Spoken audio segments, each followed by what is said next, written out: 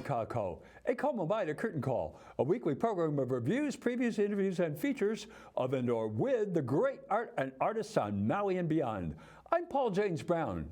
Maui is known for excellence. After all, we wake up in paradise and we're not dead.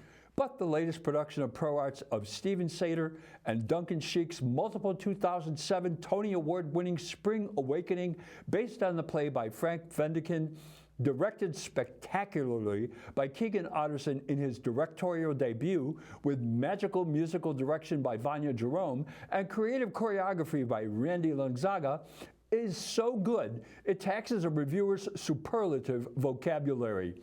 How many different ways can you say great? Well, get out the thesaurus, because everything in this show, acting, singing, dancing, movement, music, sets, costumes, lighting, direction, is so good, as good as theater gets. This show reminds one of what theater at its best can be and do. From start to finish, it is total theater, gripping, with astonishing performances by every member of the cast and crew. The story explores dysfunctional families, sexual abuse, coming of age, adolescent inquiry, generation gaps, and all forms of love. It takes place in the late 19th century Germany and deals with the universal difficulty of adolescence, from the incessant questioning, presumptuous expectations of parents, and disastrous consequences of bad decisions.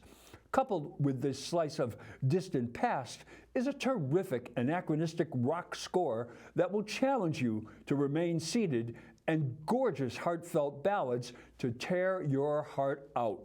The cast consists of a dozen teenagers and 2 adults, Paul Jackal and Karen Stavish, playing parents, teachers, abusers, seducers, horrible conniving schoolmasters, doctors, and a priest. The main characters are Wendla Bergman, Amber Rose Seelig, and Melchior Gabor, Elisha Collins. Wendla is reaching maturity and wonders about where babies come from. Ms. Stavish has some hilariously uncomfortable moments, realizing it's time for the talk, a day every parent prays to avoid and cannot bring herself to tell the whole truth, which, as the play progresses, will prove to have tragic consequences. Melchior is a dreamy overachiever with a little bit of Thoreau, some Goethe, and Virgil thrown in for spice. They have beautiful moments where they sing the word of your body, a plaintive ballad in both the final phrase. They both sing, "Haven't you heard the word of your body, the word of my wanting, a word how I want you." In the second act, their other duet is equally powerful in The Guilty Ones. "And now our bodies are the guilty ones, our touch will color the hours, night won't breathe, oh, how we fall in silence with the sky, then whisper some silver reply." Their voices are sublime, and the sparks between these two are truthful acting choices. Melchior's best friend is Moritz Stiefel, Jesse Rossetti's.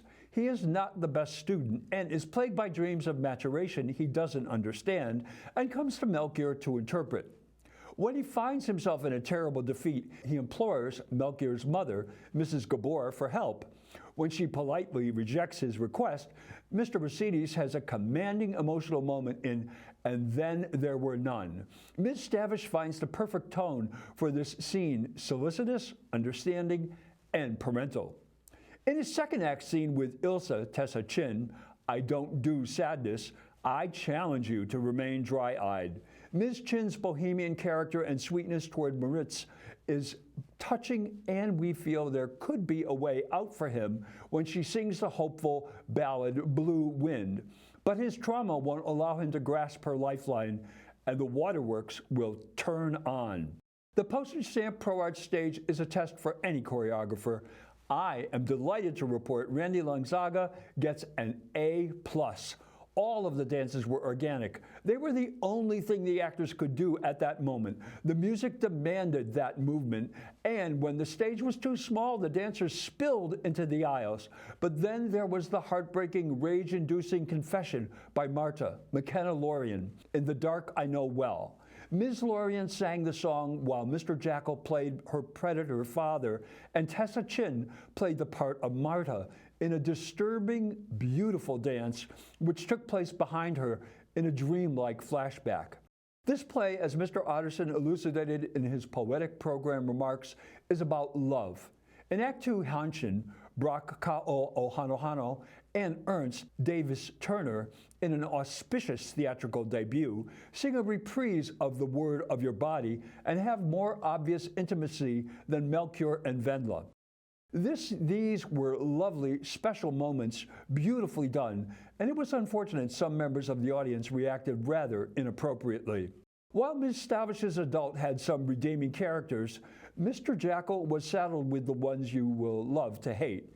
Playing the villain, who has no likable qualities, is one of the most difficult roles for an actor, and Mr. Jackal did the heavy lifting like Hercules.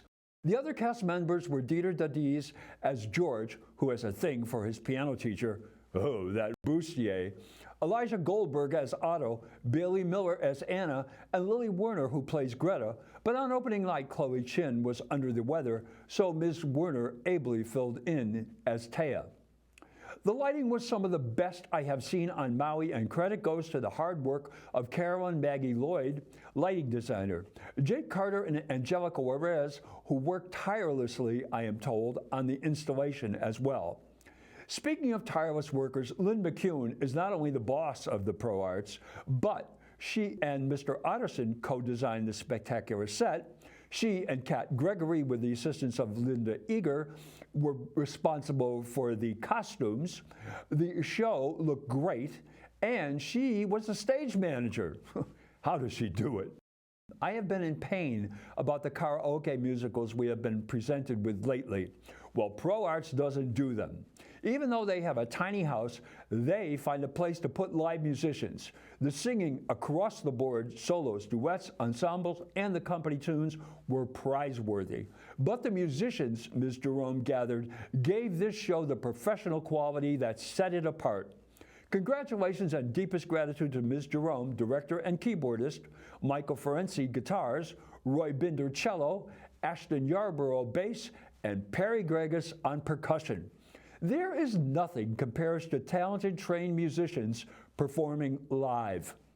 Spring Awakenings is not an easy play in a traditional proscenium theater, but playing it on the limitations the Pro Arts House presents would be a challenge for Lin-Manuel Miranda.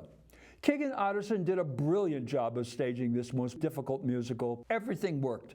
Every moment was precious, and the piece was fully illuminated for the audience in a way that made difficult subjects and situations not just palatable, but scrumpa-delicious. Bravo! The standing ovation at the end of the show was not your "this is what we do on Maui" ovation. It was a spontaneous eruption of extreme appreciation by an astute theater-file audience. Spring Awakenings continues Thursday to Saturday at 7:30 p.m. and Sundays at 2 p.m. until August 17th. However, out of respect for events memorializing the fires, there will be no performance on August 8th or 10th. There is a possibility additional dates may be added if the demand necessitates it. It will. Get your tickets now. The Coconut Wireless has already been buzzing. Don't be disappointed. You do not want to miss this great show. Go to www.proartsmaui.org. Here is a content note from the producers.